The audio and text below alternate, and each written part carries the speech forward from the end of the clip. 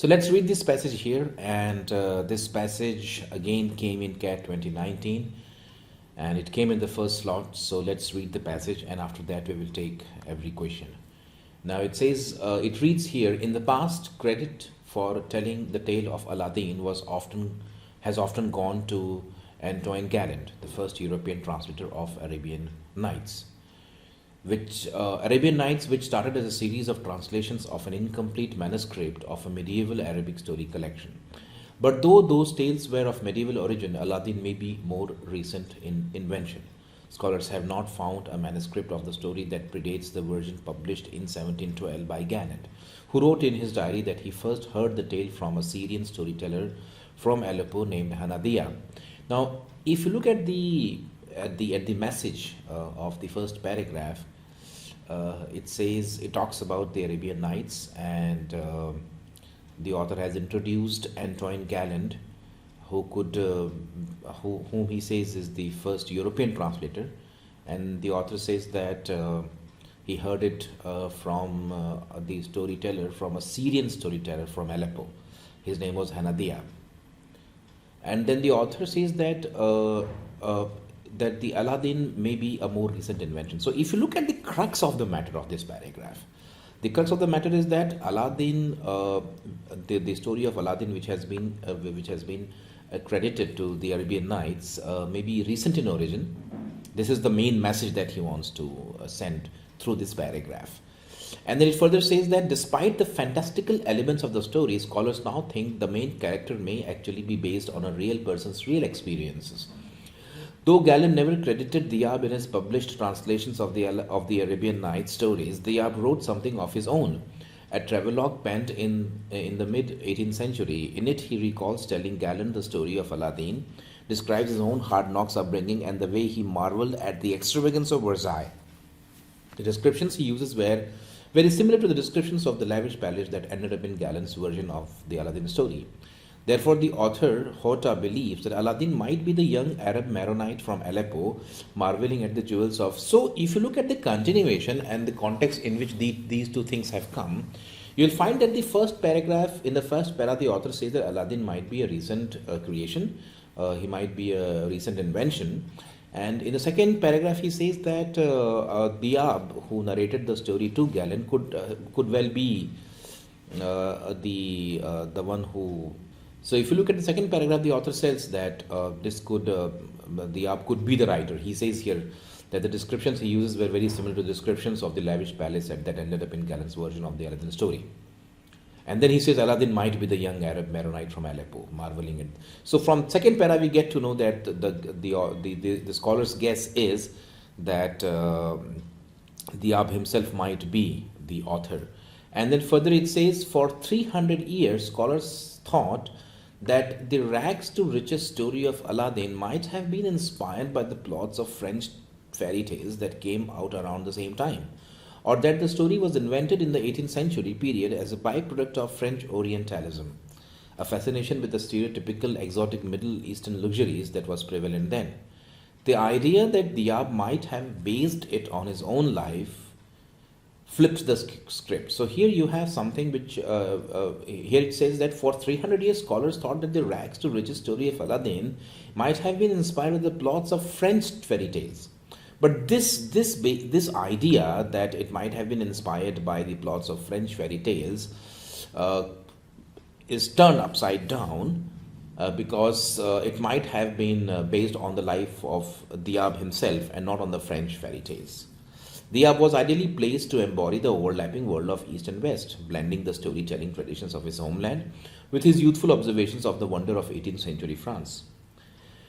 So so every paragraph is adding something new to the idea. The first para tells that Aladdin might be a recent invention. The second para tells that Diyab himself might be the author. And in the next paragraph, we have the idea that people believe that French fairy tales might have inspired Aladdin, but now there is great evidence which suggests that Diyab himself might have outlined his own experiences, right? Now we have the last paragraph. It says, to the scholars who study the tale, its narrative drama isn't the only reason storytellers keep finding reason to return to Aladdin. It reflects not only a history of the French and the Middle East, but also a story about Middle Easterners coming to Paris, and that speaks to our world today, as Hota puts it. The day Diyab told the story of Aladdin to Galland, there were riots due to food shortages during the winter and spring of 1708 to 1709, and Diyab was sensitive to those people in a way that Galland is not. When you read this diary, you see this solidarity among the Arabs who were in Paris at the time. There is little in the writings of Galland that would suggest that he was capable of developing a character like Aladdin with sympathy. But Diyab's memoir reveals a narrator adept at capturing the distinctive psychology of a young protagonist, as well as recognizing the kinds of injustices and opportunities that can transform the path of any youthful adventurer. Now, this is now once we have read the passage, this is where the compartmentalization comes. When you read a paragraph, when you read a passage, you have to divide the passage. You have to divide what you have read in different blocks. So if you look at this whole passage, and I'm not looking at the passage, but I'm just trying to recollect what I have read. So the first para mentions, it introduces the critical idea that Aladdin might be a recent invention. In the second paragraph, the author talks about Diyab himself could well be the author. In the next paragraph, the author says that it was believed for 300 years that Aladdin was inspired by the French fairy tales. And then there is evidence mounting that Diyab himself could have been the one who told the story, or who wrote the story, or authored the story. And then in the last paragraph, the author is furnishing lots of evidence. Sympathy of Diyab, which is quite different from Galland's, and other things. The capturing of the psychology of young. So, lots of things are given in the last paragraph, which is acting as evidence in support of Diyab being the author himself. So this is what the whole passage is all about. It is about the authorship of Aladdin, and the author says that Diyab himself could be the author and not Galland. And so let's go and take the questions. We will go in the order in which the questions have come. And the very first question tells us that which of the following does not contribute to the passage claims about the authorship of Aladdin. So out of these four, three have contributed as evidence and one does not contribute. So this is what the author says. So option 1 says the depiction of the affluence of Versailles in Diyab's travelogue. Option 2 says the narrative sensibility of Diyab's travelogue, and the storyline of the many French fairy tales of the 18th century, and Galland's acknowledgement of Diyab in his diary. So there is no doubt about it that Galland has acknowledged Diyab in his diary. Why? Because we clearly see that in the first paragraph, right? In the first para, it says that scholars have not found a manuscript of the story that predates the version, who wrote in his diary that he first heard the tale from a Syrian storyteller from Aleppo named Hanna Diyab. So if Galland in his diary, has categorically said that he heard the tale from a Syrian storyteller from Aleppo, that means that Galland has acknowledged Diyab in his diary. So this is definitely acting as evidence about the authorship of Aladdin. Now we have to go and check for others. Now the narrative sensibility of Diyab can be seen at the end of the passage. If you look at narrative sensibility of Diyab, it is given there that there is little in the writings of Galland that would suggest that he was capable of developing a character like Aladdin with sympathy. But Diyab's memoir reveals a narrator adept at capturing the distinctive. So this is the narrative sensibility of Diyab, right? So we have the evidence for that as well. And therefore, that can also be taken as the evidence. And we have to mark for the one that does not contribute. So we have already two evidence which are contributing. One is the narrative sensibility, and the other is Galland's acknowledgement. The depiction of affluence of Versailles. Now option 3 has to go out because the storyline of many French fairy tales of the 18th century, in fact, this evidence was there, but this evidence, this belief has been flipped by recent research.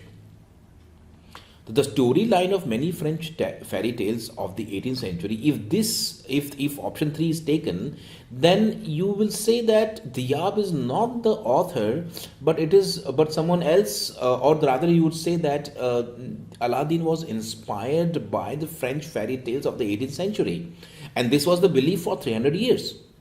So how come option 3, which is giving the credit to the French fairy tales, will give credit to the authorship of Aladdin? Because the author has said, as per the passage, see, you have to understand the passage's claim. The passage's claim is that Diyab is the author. But here you say that the storyline is matching, the storyline of Aladdin matches the storyline of the French fairy tales. If that is true, then Diyab is not the writer. In fact, the author has challenged option 3 in the paragraph. So option 3 definitely is the right choice because it does not contribute. I think this is an easy question. Option 3 does not at all contribute. Now let's go and take question number 2. It says the author of the passage is most likely to agree with which of the following explanations for the origins of the story of Aladdin.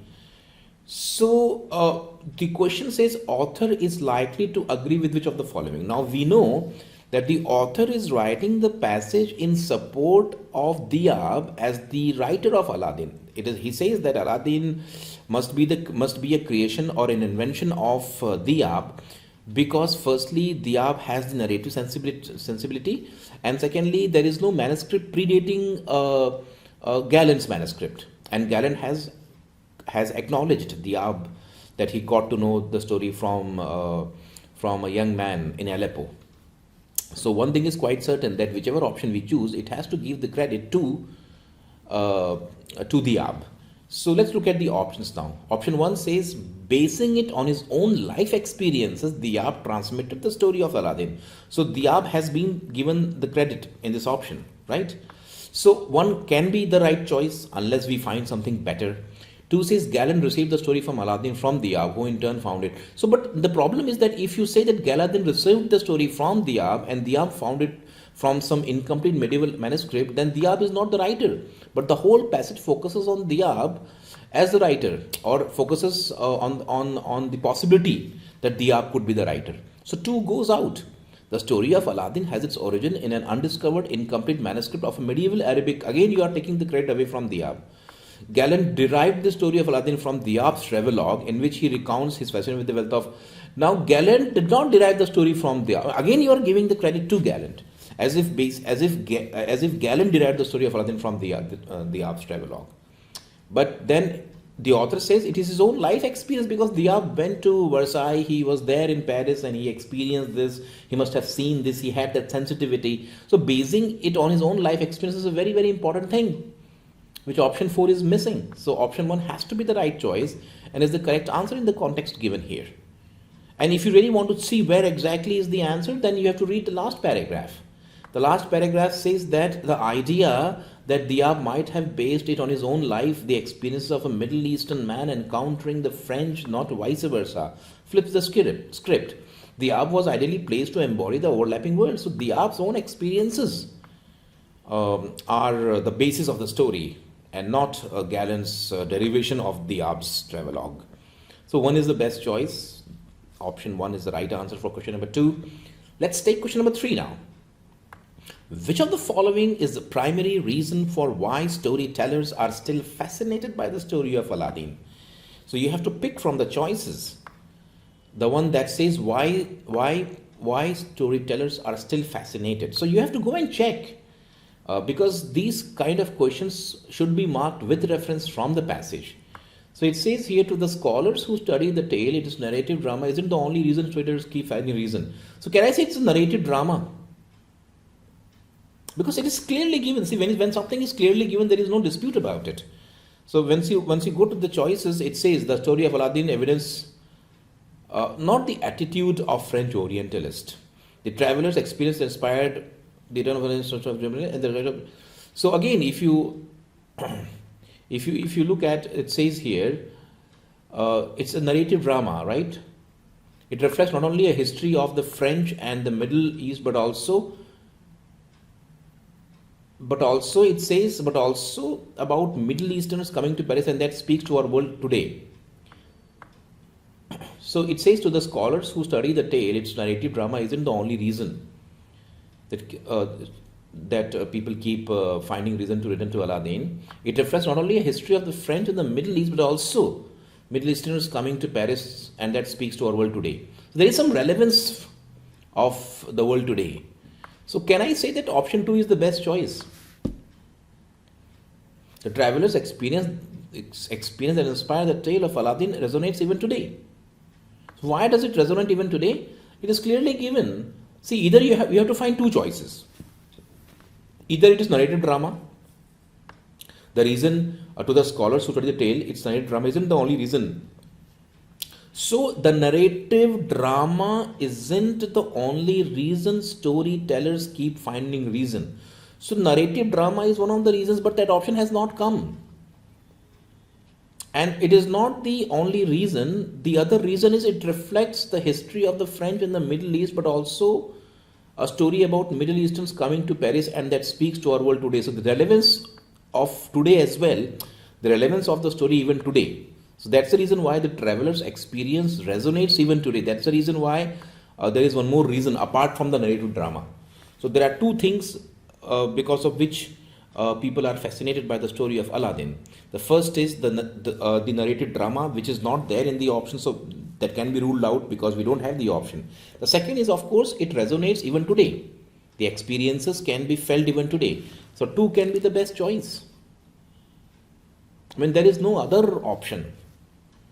Rags to riches is not the reason. It is given categorically. It is not because of rags to riches. So we have to mark option 2 and go ahead. Let's take option 3 now. All of the following serve as evidence for the character of Aladdin being based on Hanna Diyab except.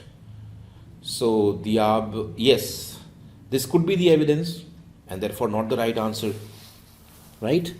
And then it says Diyab's cross-cultural experience, of course. Then Diyab's humble origins and class struggles as recorded in his travelogue. So this also has been given the reason. Now the problem is that why can't 3 be the choice? Diyab's narration of the original story too. Now when you say Diyab's narration of the original story, that means basically the story has come from somewhere else. I mean, what does this statement 3 imply? The statement 3 implies that Diyab got the original story from some other source and he narrated it to Galland. And if that is the case, then it is not based on Diyab's own experience, which the passage seems to be telling us all the while, that Diyab's own life experiences is the basis of the story of Aladdin. So if you look at 1, 2 and 4, they contribute as evidence his cross-cultural experience, because it says here clearly that Diyab was sensitive to those people. How he was sensitive? Because he was present there. So if he was present there, then Diyab's cosmopolitan and cross-cultural experience can be taken as one of the evidence. His own class struggles. Now it is if you look at the class struggle, it is, I think, somewhere we have seen it here. If you it says the idea that Diyab might have based it on his own life, the experiences of a Middle Eastern man, right? And then it says that have been inspired. See, so we have the experiences definitely as one of the reasons. And then after, if you go up here, he says that in it he recalls telling Galland the story of Aladdin and describes his own hard knocks upbringing. So can we say that the hard knocks upbringing could be the reasons, personal reasons of Diyab? So hard knock upbringing shows that his own class struggle. So first and second are the reasons, and so is option 4. 3 cannot be the reason. Why? Because it implies that Diyab heard the story from somewhere else, and therefore it was not based on his own character. Okay, so 3 is the right answer, of course, and because that implies that Diyab got the story from somewhere else and he narrated the original story to Galland. So 3 definitely is not contributing as evidence that Aladdin was actually Hanna Diyab. So overall, I would say again, people say that the passage was, I mean, people say that a cat slot 1 was very tough, but here we have 3 passages in which we got the question straight away. So we have 4 questions from this and 4 from the earlier passage, 8 and 5 from the first passage. So you have 13 questions which are straight away filling this. So 40 marks was the percentile. So that shows that the paper was not as difficult as it is made out to be. Please remember to subscribe to our YouTube channel and press the bell icon to get notifications of future videos.